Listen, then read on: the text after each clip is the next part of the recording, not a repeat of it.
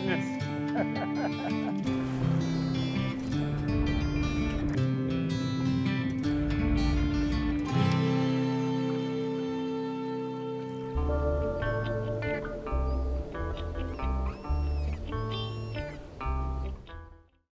This week we're going to do something totally different.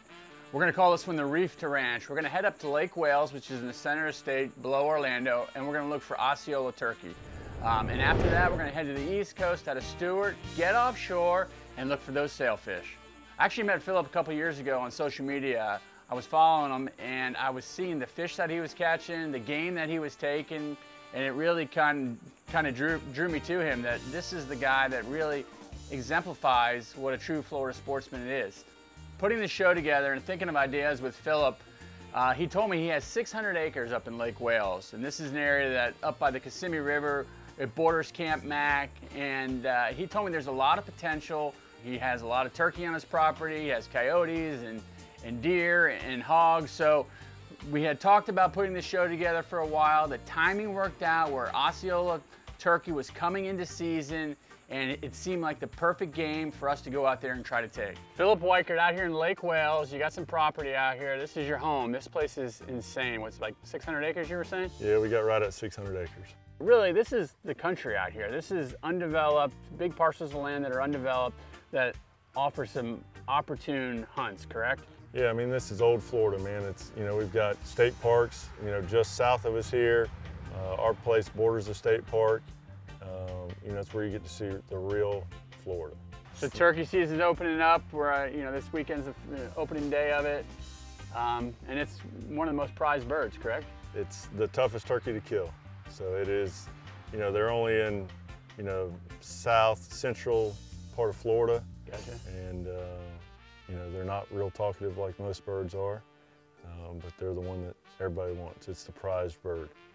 So we're gonna set up for those, try to call them in. If not, maybe get out and go look around. If that doesn't work, then we're gonna go try and make something happen. So Philip had a plan set. We were gonna get up in a blind first thing in the morning while it was still dark, get everything set up. There's no noises, it's just nature, and it's so alluring. Oh man, we sat in the blind, responded, heard them, didn't hear anything for a while, heard them again, heard another bird off to the side of us, but you know, it never happened. It never materialized, and I started to lose faith. I'm thinking, this is it, you know, this is our one shot. We got one morning to do this. I know it was a lot to ask for from Philip to try to get this done, and it looks like it's just not gonna happen. So Philip decides we're gonna get out of the blind, we're gonna get in the side-by-side, and we're gonna drive around this property and we're gonna look for them. We're gonna try to do a stalk. Now, granted, it's hard enough to call them into you on a blind. To stalk a bird that has eagle eyes is even that much harder. So my hopes of killing one now are down, but he's hopeful that we can ride around, we can find a bird, and that's what we do. We just hop in that 4x4 and just start driving around his property, and lo and behold, amazingly, adjacent to his property is a giant sod farm. We pull up onto this side road and we look out in the distance and there's turkeys. This is where they've been sitting. This is where they must have been going in the morning. We had to park the 4x4 probably a half a mile from where we needed to get to, and it was full-blown just wooded area that you had to hike through to get to where these birds were. And again, we don't really know where they're gonna come out, so we're just hoping that wherever we pop out, it's in the right neighborhood, and we happen to land right in the perfect spot of where these birds were coming. All right, George, let's walk up here and see if we can see these birds up here.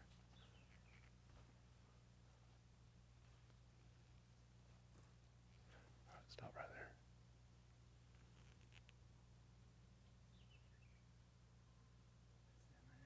there. Yeah, they're still coming. Oh yeah, They're coming. there's the three of them are still coming. They're probably. You think they'll make their way up this road? That's gonna be our only chance. Is hopefully they'll come right up this road here and on the edge of our property line. All right, come on, let's slip back and set up here. Real-Time Florida Sportsman is brought to you by Power Pole. Swift, silent, secure.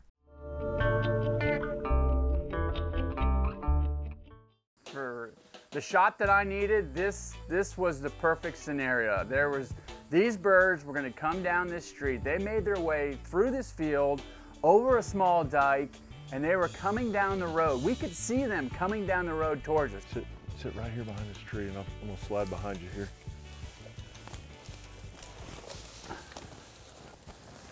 Just wait for them to come around that corner. They're gonna come right around that corner. When they do, just try and, if you can, they're probably gonna be bunched up. If you get a chance, one to separate, that's what we want. Aim for the neck. Aim for the middle of the neck, squeeze the trigger off. All right, I'm taking safety off. All right.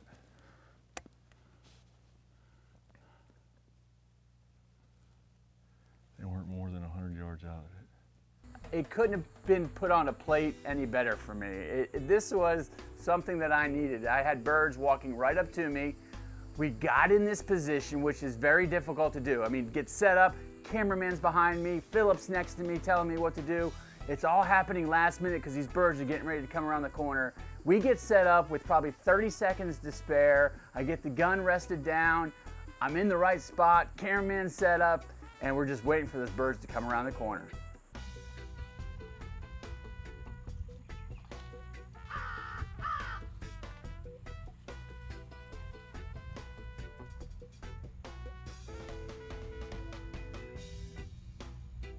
There's 3 birds. I have 3 birds in the sight. I'm shooting a 12 gauge. If I fire at this point, I'm gonna hit 3 birds. And Philip's whispering in my ear, wait for one of them to break away, wait for one of them to break away. And I know if I shoot now, I'm gonna kill 3, and that wouldn't be good. So I'm waiting. And lo and behold, one breaks off to the side just enough. You can see that this bird is getting nervous. Shoot that back one. Right now, get him. Nice. Nice work. Nice. Good job, George. Attaboy. Attaboy. Attaboy. Hey, buddy. God. Nice. Got him. All right, come on, let's check him out. Oh man, they came right around the corner like we thought, buddy. God, look at that. Check out his beard here. Is it a good one? Yes, yeah, good bird. He's got probably a 9-10 inch beard, I think. Solid inch spurs, maybe 1.25 inches. Yeah, that back one finally, he separated just enough that you could take just one out of there. That's your first turkey? The first Osceola. First Osceola. I got one in Tennessee before. Nice. Eastern, but this is my first Osceola. What a neat experience, man. What a cool place you have out here. I mean, Philip does this. I mean, he's out here, he lives this life. Kind of call it the ranch to reef life. He fishes and hunts and... Pretty birds. Yeah, we watched these birds come probably we saw 1,000 yards. Yeah, we were a mile away. We spotted them. We drove the 4-wheeler around, got in front of them, got set up, almost like a stalk, right? I mean, just pretty much, yeah. Yeah, we had all of about 30 seconds to spare before these birds showed up. We didn't think you guys were going to make it back. We ran back to the 4-wheeler to get the decoys. We didn't even need them. Barely got back in time. I'm glad we hustled. It's hard to explain to people. It's not about the kill. It's not about killing an animal. It's not about that. It's about getting out there and being a part of nature and just experiencing everything. It's like the fishing. It's not always about the catching.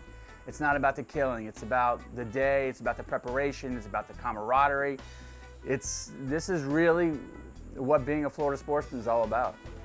Talking with Phil, he was telling me too that this land that he owns, they're trying to turn it into a Florida conservation easement where, in essence, that they sell this back to the state and promise that this land is never developed. So you can see his true roots, that he loves the woods, he loves the natural, habitat, and wants to keep things just the way they are out there.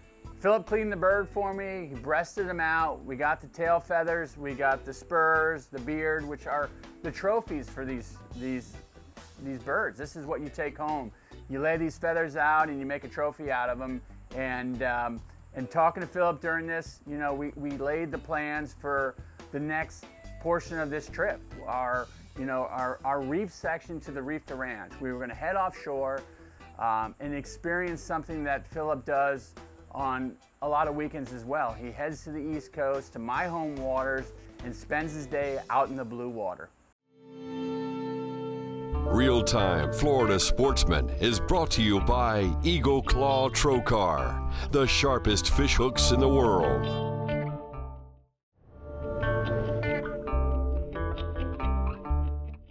So we had one half of the show done. We had the turkey hunt. An Osceola in one morning is a lot to ask for. Now, to go offshore into deadbait fish in the middle of the summer and catch a sailfish, that is another task that is not easy to do. We're trying to do two very difficult things in 2 days, get this all done, and I'm hoping, beyond all hope, that we can accomplish what we need to do. Now, I spend my own time doing this as well, but not this traditional deadbait that Philip does. Philip, he participates in these deadbait tournaments, which is very popular in the Stewart region, and it's a big boys game. You're gonna come out here, you better be ready. Philip is normally fishing out of a big sport fisher. God bless him, you know, but this is something that we're gonna be doing on the bay boat. We're taking those same techniques and we're gonna just, you know, kind of dumb it down just a little bit. We're gonna be pulling these ballyhoo. We don't have these elaborate dredge reels, electric reels that they use. We don't have these outriggers, but it's the same kind of stuff. We can simplify it a little bit, still do it off the back of the Triton, and hopefully catch these sailfish. God, what a pretty morning. Oh, it's gorgeous. Sun's just starting to come up. Getting ready to go to St. Lucie. So this is my hometown. It's the hometown of the magazine as well, interestingly enough. But you know, this is where you come as well. You have your boat here. You live in the center of the state, but you come over here and you do a bunch of fishing out of here. Yeah, it's my getaway on the weekends, you know. Come down here, run to the Bahamas, fish locally, and you do a lot of those tournaments here, telling me, the sailfish tournaments in the wintertime? Fish sailfish tournaments, billfish tournaments, fish down in Costa Rica this year, going to Bermuda this weekend, and hopefully DR later this year. So we're gonna pretty much do what you do here when you're, and it's just, you know, people don't realize this is typically a deadbait trolled area, meaning, you know, pulling big natural dredges, trolling ballyhoo, and we're gonna do that same thing today. It's not really known for sailfish this time of the year, but there's fish around, so we're gonna look for sailfish, dolphin, you know, just a mixed bag, right? Yeah, we're just gonna, you know, fish the traditional way with circle hooks and dredges and see if we can get one to cooperate and come up. Well, looks like we got a pretty morning for it. We lay out a plan first thing in the morning of where we're gonna go, what we're gonna do, but like every day out there, it's so dynamic, you never know. Mother Nature usually dictates what you're gonna do. So we have it in our head. We're gonna fish between 100 and 200 feet of water. We're gonna stay around a lot of structure, which usually holds bait, and look for those sailfish. We make our way east. First thing in the morning, find a beautiful rip at a perfect depth, like 130 feet of water, perfect current break. Set the boat down and start idling along, and immediately, a sailfish free jumps within 20 feet of the boat, which never happens. This is I'm excited, but as this sailfish is jumping away from me and we're not even ready yet, I'm a little disappointed as well. I'm thinking to myself, this sometime is an omen. When you see that fish first thing in the morning, sometimes it could be a great sign, but also could be a jinx. So we know we're in the right area. This edge is incredible. This is exactly what you want to look for. This beautiful current edge here. Phil's putting together this crazy elaborate natural dredge. I normally use like a Mylar dredge. This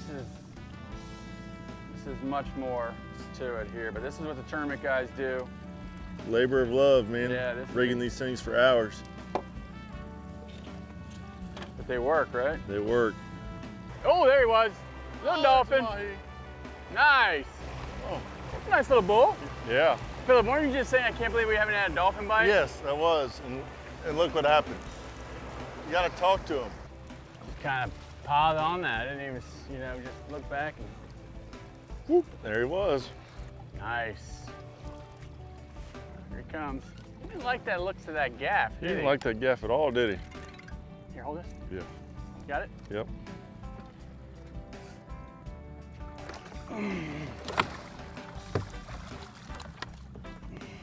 Got him in the dredge. Nice little bowl. Look at that trocar right in the corner of the mouth. Look at those colors. Call them the perfect game fish. They jump, they're beautiful, they're great eating. Came up and just ate that ballyhoo there. That circle hook. Trocar got him right in the corner. Look at the blues on him. Nice little bull. Throw him in the Yeti.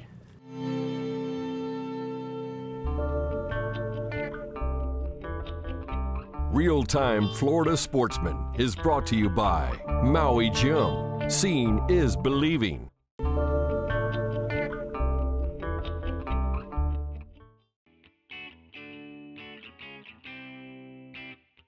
Trolling how we are today is made a lot easier with this Mercury and the interface of Raymarine Autopilot.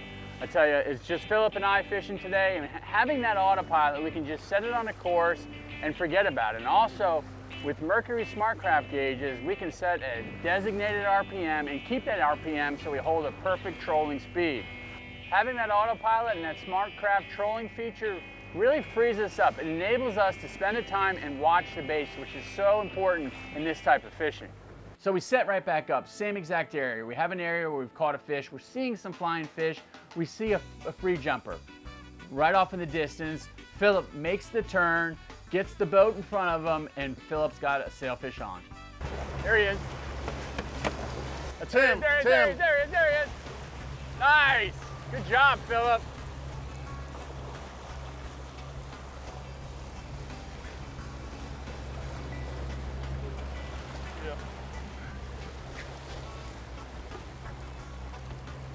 There he is.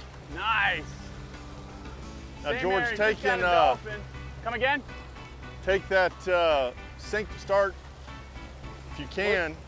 Do what? Let me go over you again. Oh, he's going away now. Sink that bait. Sink it? Yeah, sink it, and then let it sink for 10 seconds or so, and then slowly reel it back. Oh, don't tell me it just came off. Son of a gun. He's off? Yeah, he came off. Oh, that's part of it. Spirits are low now. It's midday. We're not seeing a lot of fish. We lose that fish, and we're covered back up with bonita, and we decide, let's make a move. Let's run 7 miles back to the south where we first started in the morning, get reset back up, and hopefully get that late afternoon bite. So now it's like 5 o'clock. I'm making the run back to the south, and it was like somebody put this fish here. The wind had kicked up from the east at this point, created a little bit of a swell, and this fish was actually surfing down sea. Now this is kind of a common thing that you see in the wintertime here. We get these big swells and these fish will surf down sea in the waves. I pull the Triton into neutral, make a quick turn, Philip gets a ballyhoo out, and we can see this fish swimming down sea right towards us. Oh, he just bit me, just ate me. He ate him. One thousand. Did he get you? Yeah, I got him. Got him! Whatever it is. There he is. Nice job! Yes, yes, yes, yes. Oh my God, we literally almost ran him over. There he is. All right, slow me down a little bit there, George. God, that was awesome, Philip. We saw him, we were moving to another spot running 7 miles south. We were going along at 30 miles an hour and I ran right over the top of that fish. I saw him surfing down sea, just made a slow down, Turn to the left a little bit. Quick turn. Watch, he's getting ready to jump maybe. As soon as that leader, here he comes right here. There he is. The show. So George, as soon as this He's on. hits the rod tip or the mate grabs the leader or this right here, it's caught fish. We take and cut him off and go back to fishing. All right, beautiful fish, man. What a great way to catch him too. Oh, we struggled and struggled. It's late in the day. We were contemplating giving up. It's like that turkey coming, finding that turkey. We spent all morning looking for him. Didn't come into the blind. We got out, did something different, and it worked. Keep going.